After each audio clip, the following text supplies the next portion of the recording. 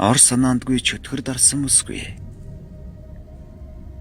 Доорх зүйлийг өвүүлсэн болормаа гих бүсгүйг харсан хинч болов ихлэ сэтгцэн өвчтэй юм болов гэж бодмоор. Гэсэн ч яриаг нь сонсоод байвал ямар хачин юм бэ гэж өөрийн ирэхгүй сонирхол төрмөр. Ингээд түүний яриаг та бүхэндээ сонирхуулъя. Манай нагцэгч Янжингийн нөхөр гинэт нас барчихсан чимээ аваад манайхан буун руу шахуу Архангаар явсан юм. Тэднийх Арангаа аймгийн өндөр улаан сумын айлалд хүргэн ах маань өчтөр орол зөв зүгээр даалуу тоглон инээж хөрөн маргааш түлээний модонд явна гэж ярьж байсан юм билээ. Гэтэл тэр шиндөө гинэтхэн нас барчихсан байгаа юм. Янжин игч тэр шин найз хүүхнийдээ очиж хонсон байсан болохоор маргааш өглөө хажуу талынх нь айлын авгаа хүргэнийд маань орж ирээд өнгөрснийг нь мэдээд сүйд болохгүй юу? Нэгэн тал ийм юм болсон болохоор гэрийнх нь өрхийг татаж бүтээчгээд Янжингийн царайг яаж харнаа гисгэж байж. Гэвч харахгүй гэж яах вүлээ? Ойр хавийн хүмүүс нээлж байгаад нэг илүүгэр босгон хүлээж байтал Янжин игч 3 настай ганц хүүгээ дагуулan баг үдийн алдад хүрээд ирж. Игч маань гинтийн явдалд игч очирдон зогсоо цагөө ойлоод байхаар нь хүүтэй хамт илүүгэрт нь оруулаад энд тэнт байдаг ах дүүд нь хилөөгөөд талигачин хойд хажилдаг хэрэгтэй зүйлсийг хүмүүсээ зэхэж эхэлсэн байна. Бид ч тэр өдрийн орой Аранган аймгийн төв дээр очиж хоноод маргааш нь талигач ингэрт хүрсэн юм. Ах дүүс маань энд тэндээс бүгд цугларч ахсан. Янжин ихчийг өрөвдөж халаглаад л цэл залуугаараа хорвоог орхисон талигачийн хойноос бүгд л харуулсан эрүүх тэрүүхээрээ хөдөлж байтал их үдийн алдад илүүгээрээс нэг аимшигтай муухай дуу гарan Янжин ихчийн ойлгох дуу сонсогдхон тэр. Хүмүүс андран гүйжэр болоо Янжин ихч нэг л сонин царайтай болчихсон өстэй толгойн өрвийгээд муухай дуугаараа чарлан бархирч 3 настай ганц хүүгээ газарт унгаачихсан багал зураг нь шахаж байлаа. Хүмүүс ч бүгдээрээ хүй хай. Энд чинь чочирдсондоо галзуурч чаж хүүхдээ алах нь байна. Аливаа хурдан хүүхдийн салгаарай. Энэ төр болцгоон хоомрлог гүйлдсэн юм. Харин би гинтгэн Янжин игчин дэргэд сууж байгаа нэг хачин хүнийг олж харсан. Гэрт орсон хүмүүс тэр хүнийг анзаараагүй ч юм уу? Ерөөсөө тоохгүй байлаа. Бүгдээрээ л хүүхдээ багалзуурж байгаа Янжин игч рүү дайрч түүнийг хүүхдээс нь салгаж байсан юм. Би үүднийд нь зогсоод тэр хачин хүнлээ нүд салгалгүй ширтэж байлаа. Тэр хүн болоод сэлдэн хөх биетэй хэрнээ шав шалдан сэгсийсэн үстэй. Тэр өсөн дороос нь нулимс дүрэн том гарнууд эрүүл бусаар бүлдээс нь нэг л аимшигын царайтай эмэгтэй хүн байв. Тэр хачин аваа 2 гараа цээжиндээ зөрүүлэн бариад над руу цоос ширтэн инээж байсан нь үнэхээр зөвөн бас айдас төрмөр аимшигтай харагдав. Би тэр үед гэрт ороод байсан хүмүүст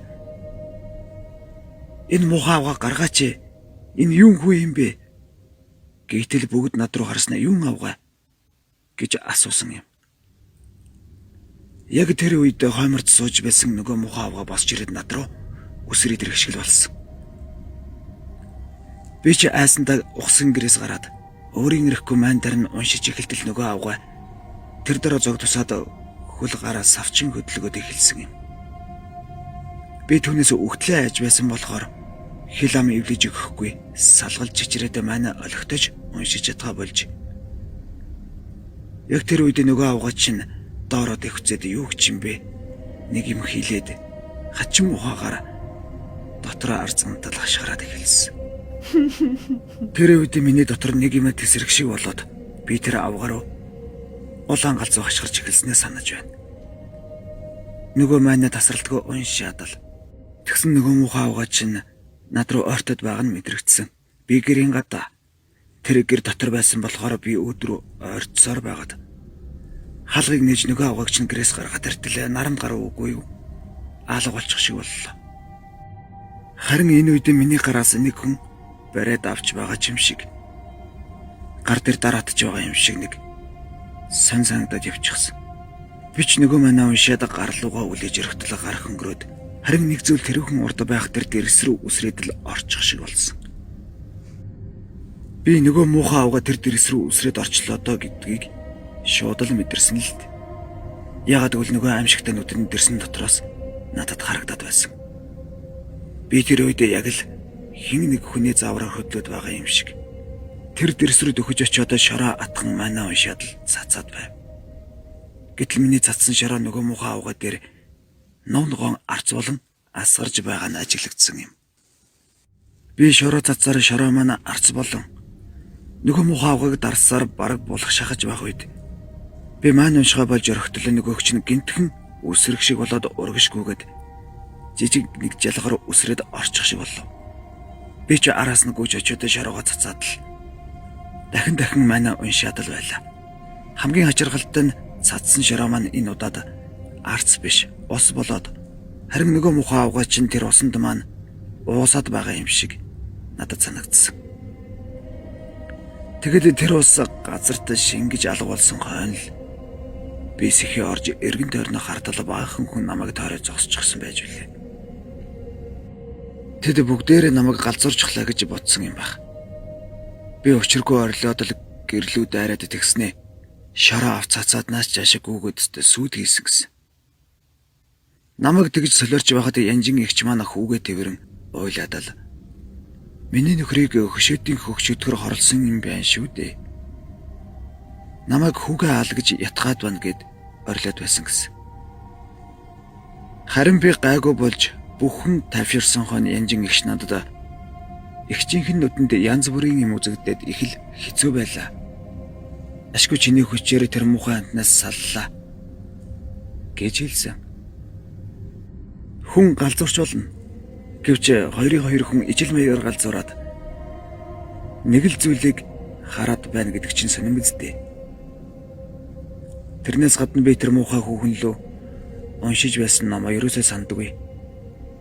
Яа харахгүй маань уншаад байсан хэрнээ юу унснаа санахгүй нэг л сонирн байсан. Гэхдээ хачиргалтай талгаачийн хойдохыг уншихаар ирсэн ламд манайхан намайг үзүүлтэл тэр их мундаг лам байсан уу намайг дэрэгдээ суулгах чадаа чигэнд маань нэг юм хэлэх шиг болох үед нөгөө муухай авгаруу хийлээд байсан маань яг л мөн байх шиг байсан. Би ламд та дахиад хэлээд өгөөч гэхэд ламтан инээмсэглэн суулаа. Тэгэхээр нь би энэ мааныг би мэддэг юм шиг хэрнээ санахгүй байна. Гэсэн чинь тэр дуугүй инээгээд чи урд төрөлтөө мундаг номтой лам хүн байж урд насны тэр их буян чин чамайг өхрийн бузраас хамгаалсан юм байна. Энэ мааныг чи чэйжилж болохгүй. Аюул тохиолдох үед аяндаа чиний санаанд ороод ирнэ гэж хэлсэн. Тэрнээс хойш надад элдэв муу юм тохиолдоогүй чи үе хачин зүүдэлдэг болсон. Харин тэр тоолонд урт маань ч юм уу тарин санаанд минь орж ирээд байх шиг санагддаг. Гэрийнхэндээ хэлэхээр галзуурснаас ч болсон. Гэх маягийн юм яриад тоодгүй. Тиймээс энэ тухай ярихгүй байхыг хичээдэг болсон л доо. Үнэн хэрэгтээ янжин ихч бид хоёр галзуураагүй юм шүү дээ. Түүнээс гадна талигачин ажил явдлаас хойш хөшөөдгдөг газар үзэгддэг байсан. Хөх гал үзэгдэхэ болсон тухай нотгийнхан ярьдаг болсон гинлээ.